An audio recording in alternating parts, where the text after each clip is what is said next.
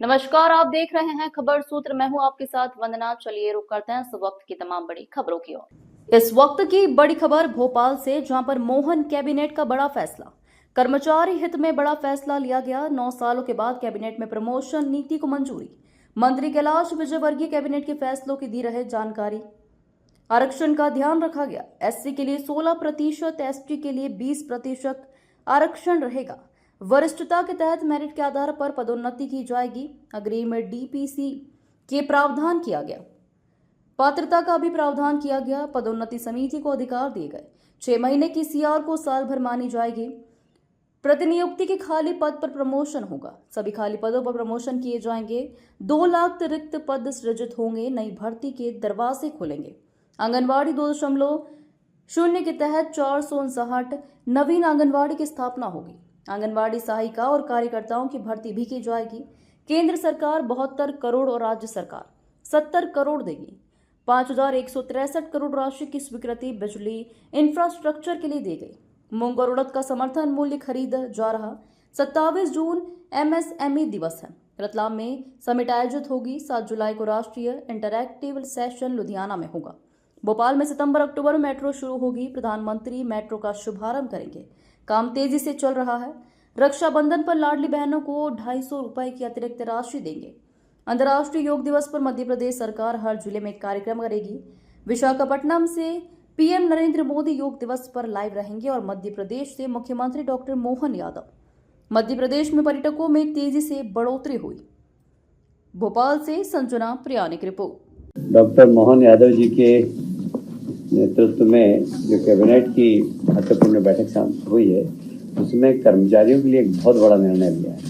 आप सभी जानते हैं कि बहुत सारे कारणों से, मैं कारणों को नहीं गिनाऊंगा, आप सबको मालूम है, उच्चतम न्यायालय, उच्च न्यायालय, उसके कारण प्रमोशन में पिछले 9 वर्षों से काफ़ी बाधा आ रही थी। इस बार हमने एक रास्ता निकाला है जिससे कि हमारे कर्मचारियों के प्रमोशन हो, और जब प्रमोशन होंगे तो निश्चित रूप से नीचे के स्थान रिक्त भी होंगे, तो फिर हम लोगों को भर्ती भी देख कर पाएंगे।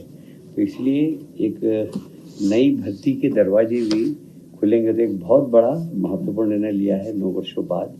आरक्षित वर्गों का प्रतिनिधित्व भी हमने सुनिश्चित किया है और उनके हितों का भी पूरा ध्यान रखा है हमने। कहीं पर भी जो आरक्षित वर्ग है उनके परसेंटेज को पूरा ध्यान में रखते हुए हमने परसेंटेज, जैसे कि अनुसूचित जनजाति के लिए 20% और अनुसूचित जाति के लिए 16% आरक्षण का प्रावधान है, वो भी इस प्रमोशन में हमने पूरी तरीके से ध्यान रखा है।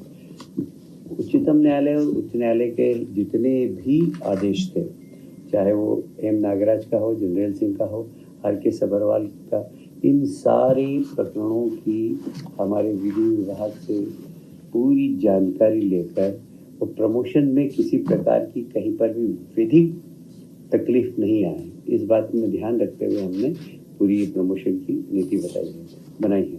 अनुसूचित जाति और अनुसूचित जनजाति के लोक सेवकों को भी मेरिट के आधार पर पदोन्नति प्राप्त करने का अवसर दिया गया है। वर्तमान वर्ष में आगामी वर्ष की रिक्तियों के लिए पदोन्नति समिति की बैठक कर चयन सूची बनाने का प्रावधान किया गया है, अर्थात अग्रिम डीपीसी के प्रावधान भी किए गए हैं।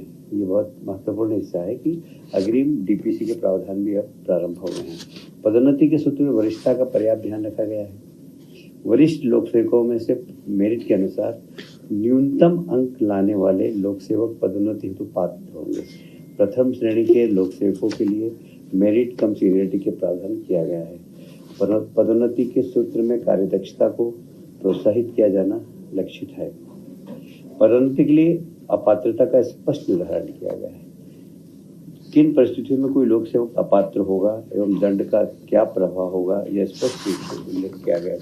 कई बार हम लिफाफे में बंद करके उसको प्रमोशन से रोक देते हैं, तो कौन कौन से कारणों से लिफाफे बंद होंगे, इसको हमने बहुत स्पष्ट किया है। किसी भी विभागीय पदोन्नति समिति के संदर्भ में निर्णय के पुनर्विलोकन हेतु एक रिव्यू डीपीसी की बैठक आयोजित किए जाने के लिए स्पष्ट प्रावधान किए गए हैं।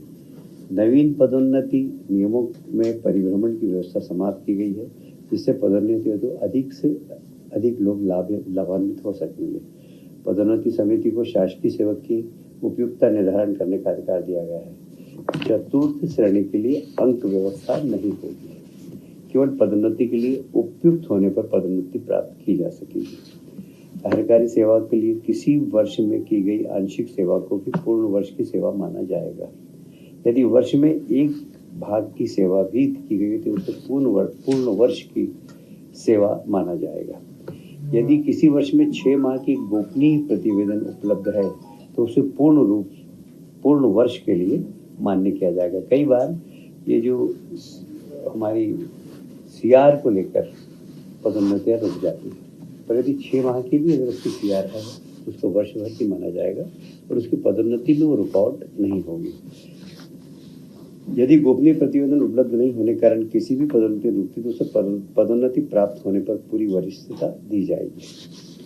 अप्रत्याशित रिक्तियों को चयन सूची, प्रतीक्षा सूची से भरे जाने का स्पष्ट प्रावधान किया गया है, क्योंकि जितनी भी इस प्रकार की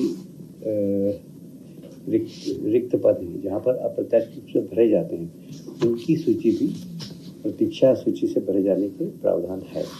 प्रतिनियुक्ति पर भेजे गए शासकीय सेवक जो आगामी वर्ष अर्थात पदोन्नति वर्ष में उपलब्ध नहीं होंगे के पद के विरुद्ध पदोन्नति का प्रावधान किया गया है।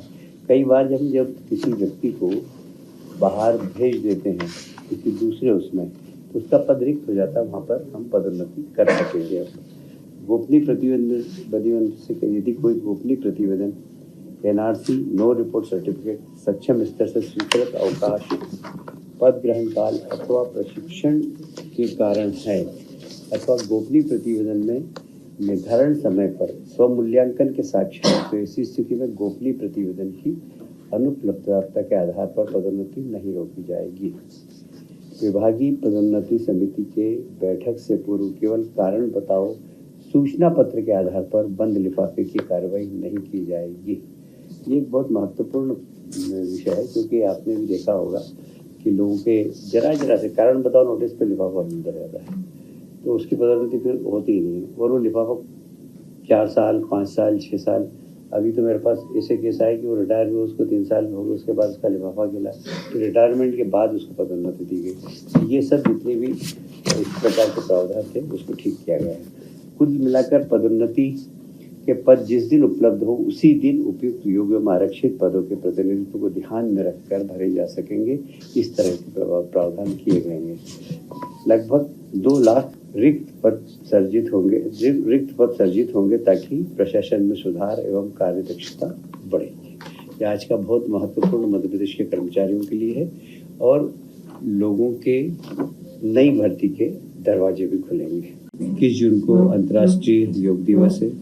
अंतर्राष्ट्रीय योग दिवस आप सभी जानते हैं कि प्रधानमंत्री जी ने लगभग 100 से ज़्यादा देशों में अंतर्राष्ट्रीय योग दिवस मनता है।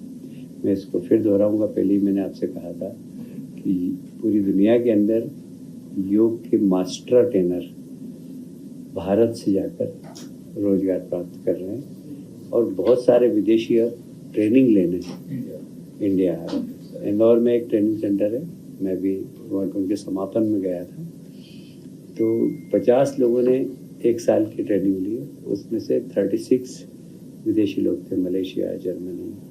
तो मतलब विदेशों में योग का बड़ा ज़बरदस्त माहौल है और इसीलिए अंतर्राष्ट्रीय योग दिवस पर मध्य प्रदेश सरकार हर जिले में और हम कोशिश कर रहे हैं कि हर जनप्रतिनिधि अपने अपने क्षेत्र में, विधायक अपने क्षेत्र में करे, पार्षद अपने क्षेत्र में करे, सरपंच अपने क्षेत्र में करे, इसकी हम कोशिश करेंगे और अनेक स्थानों पर योग दिवस के कार्यक्रम होंगे।